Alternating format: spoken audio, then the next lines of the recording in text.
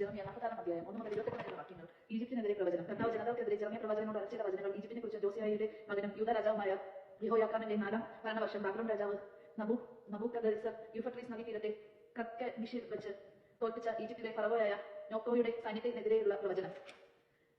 പടച്ചട്ടയും പഞ്ചയും ധരിച്ച് യൂദാ സന്നിധരായി മുന്നേറുവിൻ. അശ്വസൈന്യമേ, കുതിരകൾക്ക് കോപ്പിട്ട് ജീനിന്മേൽ ഇരിപ്പുറപ്പിക്കുവിൻ. നിങ്ങൾ പടത്തൊപ്പി ധരിച്ച് അണിനിരക്കുവിൻ. കുന്തം നിരക്കുവിൻ.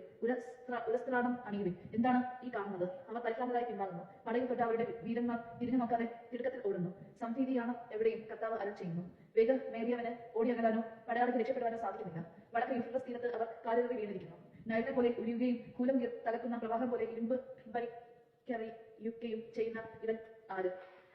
നെയിൽ കണക്കെ ഈജിപ്ത് ഉയർന്നു വരുന്നു. കൂലം തകർക്കുന്ന പ്രവാഹം പോലെ തിരിച്ചടി ഉയരുന്നു.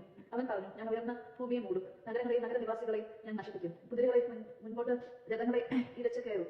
പടയാളികൾ മുന്നേറട്ടെ. പരിചയേന്തിയ എത്യോപ്യക്കാരും പുതുക്കാരും വില്ലാളി വീരന്മാരായ ലിബിയക്കാരും മുന്നേറട്ടെ. സൈന്യങ്ങളുടെ ദൈവമായ കർത്താവിന്റെ ദിനമാണിത്.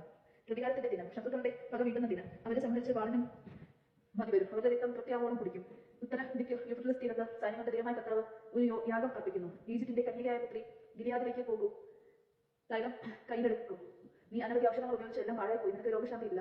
ജനപദങ്ങൾ നിന്റെ ലജ്ജാകരമായ അവസ്ഥയെപ്പറ്റി കേട്ടിരിക്കുന്നു. ഭൂമി മുഴുവൻ നിന്റെ നിലവിൽ മുഴുകുന്നു. പടയാളികൾ പരസ്പരം തട്ടി വീഴുന്നു. ഈജിപ്തിനെ ചവിട്ടി മരിക്കാനുള്ള ബാബിലോൺ രാജാവായ നബൂഖദ്നേസറിന്റെ വരവിനെ കുറിച്ച് ജെറമ്യ പ്രവാചകനോട് കർത്താവ് അരുൾ ചെയ്യുന്നു. ഈജിപ്തിൽ പ്രഖ്യാപിക്കുക, മിഗ്ദോയിലും മെംഫിസിലും തഹ്പനേസിലും വിളിച്ചു പറയുക, ഒരുങ്ങിയിരിക്കുവിൻ, സദാ ജാഗരൂകരായിരിക്കുവിൻ. നിങ്ങൾക്ക് ചുറ്റുമുള്ളവയെല്ലാം ഖണ്ഡം ഗ്രസിക്കാൻ പോവുകയാണ്. എന്റെ ആഫീസ് നിബന്ധിച്ചു. നിന്റെ ആ കാൽക്കുറ്റൻ ഉറച്ചു നിൽക്കുന്നത് എന്തുകൊണ്ട്? കർത്താവ് അവനെ വെട്ടി വീഴ്ത്തിയിരിക്കുന്നു. നിന്റെ ജനക്കൂട്ടം കാലിടറി വീണു. മർദ്ദലിന്റെ വാളിൽ നിന്ന് രക്ഷപ്പെട്ട് നമുക്ക് സ്വന്തം നാട്ടിലേക്ക്, സ്വന്തം ജനത്തിന്റെ അടുത്തേക്ക് തിരിച്ചു പോകാമെന്ന് അവർ പരസ്പരം പറഞ്ഞു. അവസരം പാഴാക്കുന്ന വായാടി എന്ന ഈജിപ്റ്റ് രാജാവായ ഫറവോയെ വിളിക്കുവിൻ. സൈന്യങ്ങളുടെ കർത്താവായ രാജാവ് തന്റെ നാമത്തിൽ ശബ്ദം ചെയ്യുന്നു. മലകളാൽ താബോറും സമുദ്രതീരങ്ങളിൽ കാർമലും എന്ന പോലെ ഒരുവൻ വന്നു പേരും. ഈജിപ്ത് നിവാസികളെ പ്രവാസത്തിന് ഭണ്ഡാരമൊരുക്കുവിൻ. മെംഫിസ് വിജനമായ നാശഭൂപരമായി തീരും. ഈജിപ്തിന് ശബ്ദമുള്ള പശുക്കുട്ടിയാണ്. വടക്ക് നിന്ന് വരുന്ന കാട്ടീച്ച അതിനെ ആക്രമിക്കും. അവരുടെ കൂലിപ്പട്ടാളം പോലും തടിച്ചു കൊടുത്ത കാളക്കുട്ടിയെ പോലെയാണ്. ഇത് ചെറുത്തു നിൽക്കാനാവാതെ അവരൊന്നാകെ പിന്തിരിഞ്ഞോടുന്നു. അവരുടെ വിനാശ ദിനം എത്തിയിരിക്കുന്നു. അവരുടെ ശിക്ഷയുടെ മുഹൂർത്തം സിൽക്കാരത്തോടെ പിൻവാങ്ങുന്ന പാമ്പിനെ പോലെയാണ്. അവൾ ശത്രു സൈന്യം അവർക്കെതിരെ വരുന്നു. മരം വെട്ടി വീഴ്ത്തുന്നവരെ പോലെ മഴവുമായി അവർ വരുന്നു. എത്ര നിബന്ധനമായിരുന്നാലും അവളുടെ വനം അവർ വെട്ടി നശിപ്പിക്കും. എന്നാൽ അവർ വെട്ടുകിളികളെക്കാൾ അസംഖ്യമാണ്. ഈജിപ്തിന്റെ പുത്രി ലജ്ജിതയാകും. വടക്ക് നിന്ന് വരുന്ന ജനത്തിന്റെ കയ്യിൽ അവർ ഏൽപ്പിക്കപ്പെടും. ഇസ്രായേലിന്റെ ദൈവമായ സൈന്യങ്ങളെ കർത്താവ് അരുൾ ചെയ്യുന്നു.